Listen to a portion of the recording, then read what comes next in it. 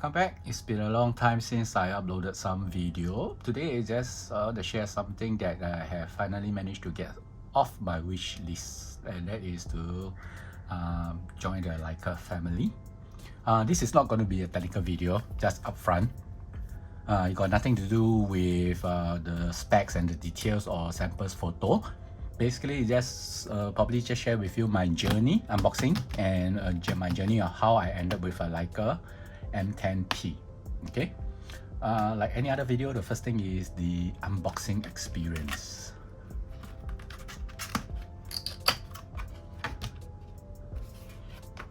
Okay, but after the gray box, we do have the LEICA camera inside.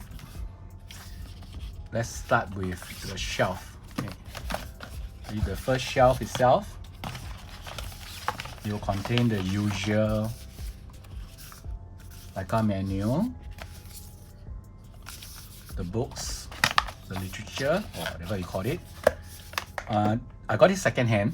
Most of my electronic gadget gear, cameras, things I like to get second hand, of course in a good condition, or because of resale value, so that I lose the least amount of money should I sell it off. Okay, so the second one will definitely come with the accessory, of course the LEICA pouch. This is the car charger, 2-pin battery charger, car charger.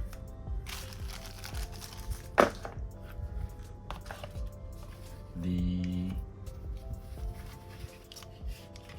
battery charger, the brake,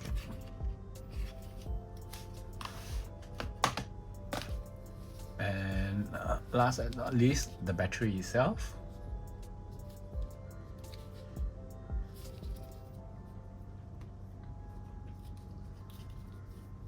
Next we have, let's put this aside first. Next we have the camera.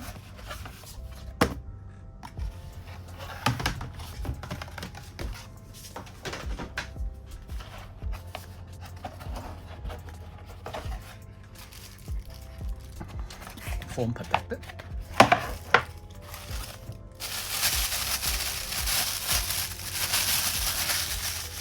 Quite hefty, the weight.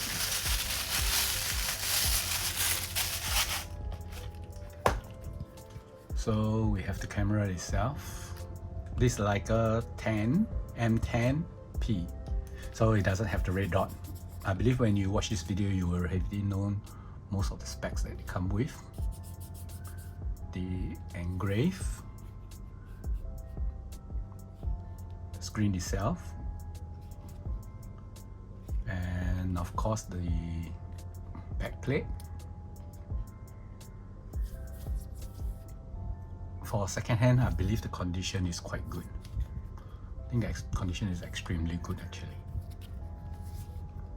Okay, I have not taken any shots with this. It also comes with the hot shoe mount. I'm not sure if it comes with the hot shoe mount, or probably the seller put in. Probably you can just comment below, does it come with a hot shoe mount? So touch shoe, I do know that it comes with the touch screen, quieter lift shutter. Okay, probably I'll just share with you why the LEICA M10-P. But before that, I also bought from the seller my first TT Artisan lens. I do have a 35, a 28, and a 75, but I have not have a TT Artisan before. And I've seen a lot of video about it. It seems quite interesting, so I decided to get one to test it out also. So it's a 35-14.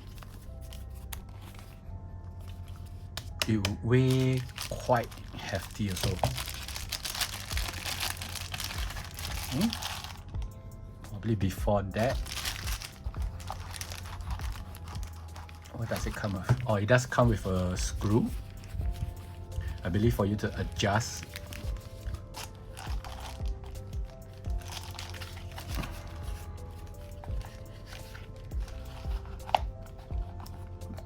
I believe you should have another piece that is the long stretch where you can adjust the focal, but it's okay. I have another one somewhere. So that's the first look, first impression.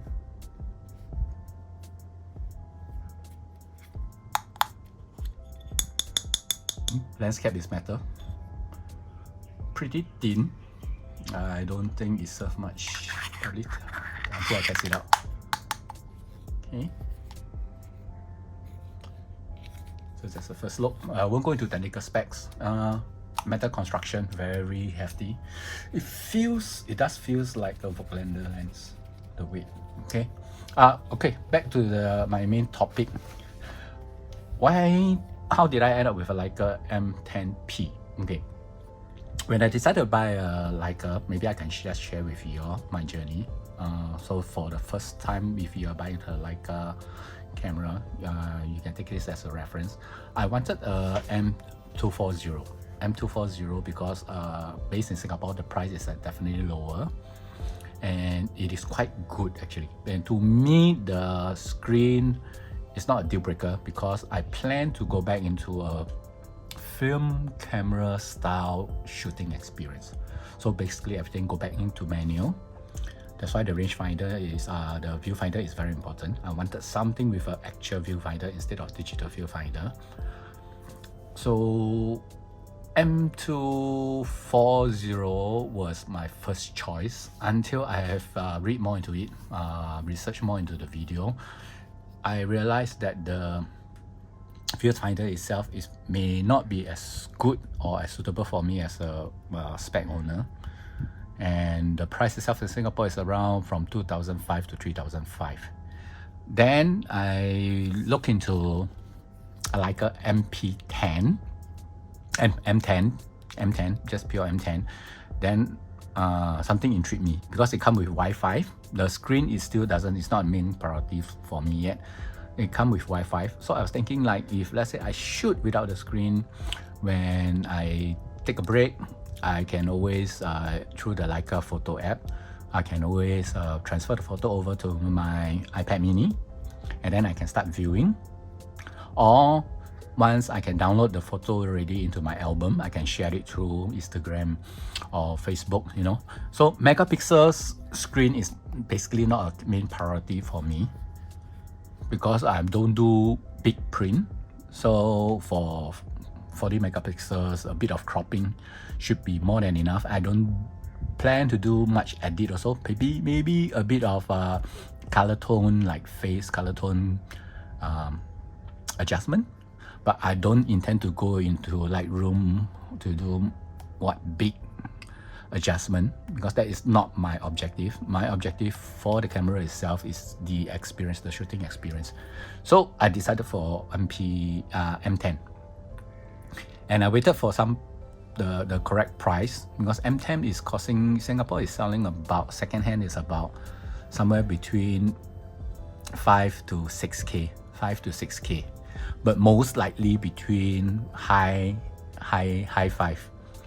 So I've waited until today. 2 days ago, I think 2 days ago, I saw, or 3 days ago, I happened to come across this in Carousel.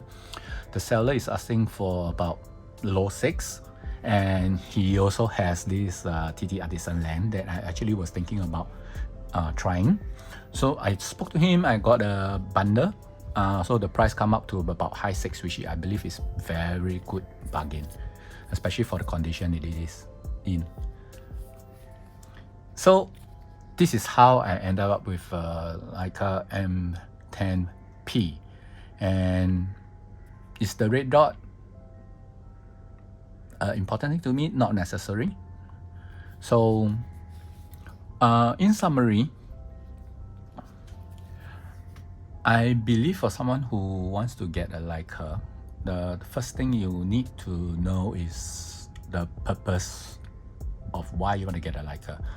Don't, from my experience or my journey, I realized that do not try to compare Leica to any other camera.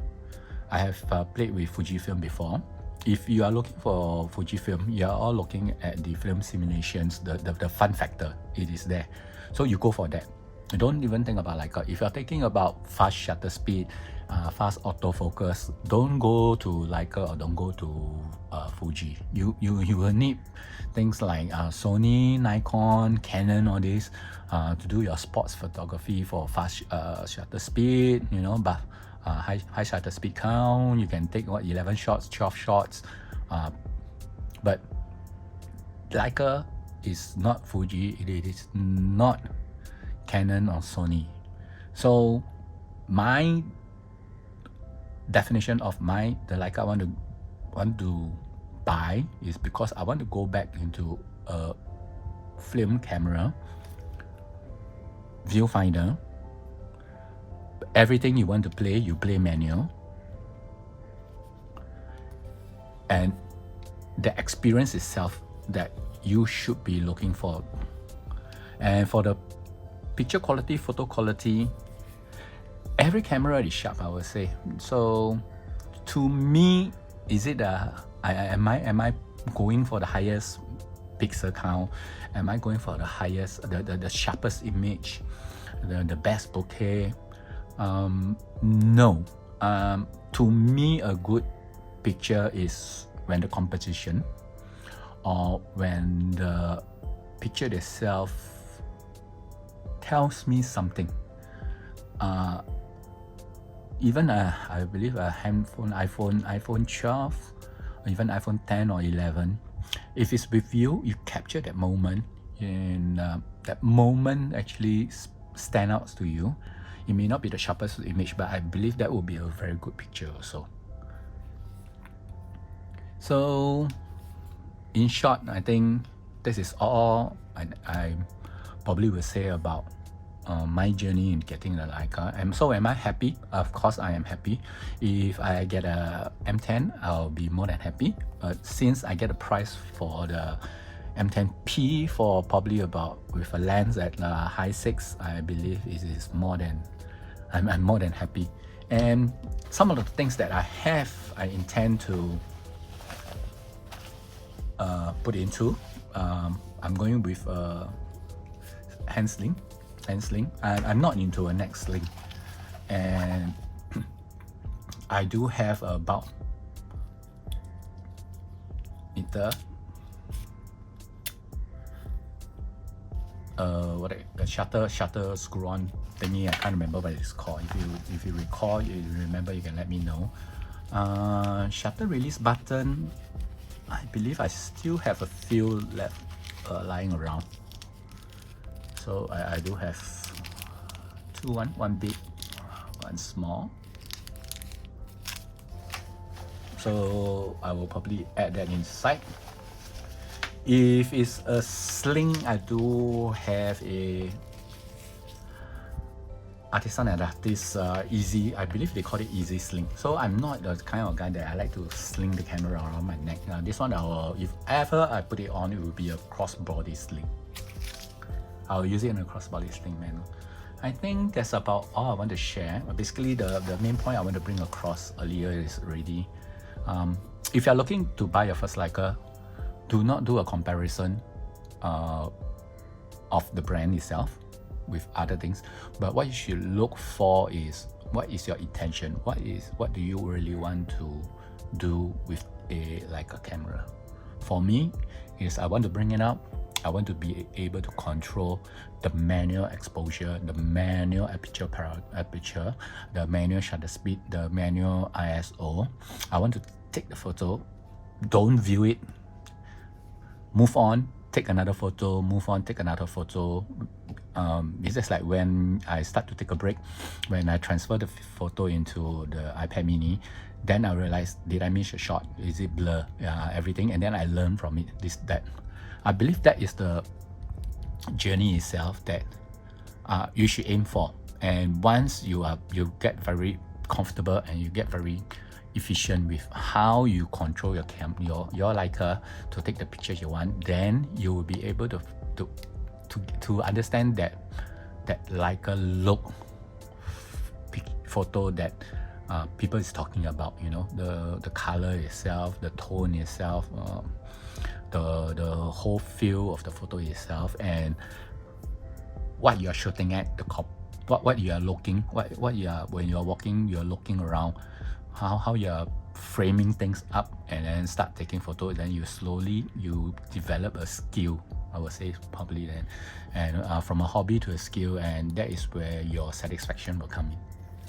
Okay, so just a quick look, no more technical. If there's a technical video about the Leica, just search around YouTube, you'll find there's a lot of it. Okay, that's about all. Thank you. Bye bye.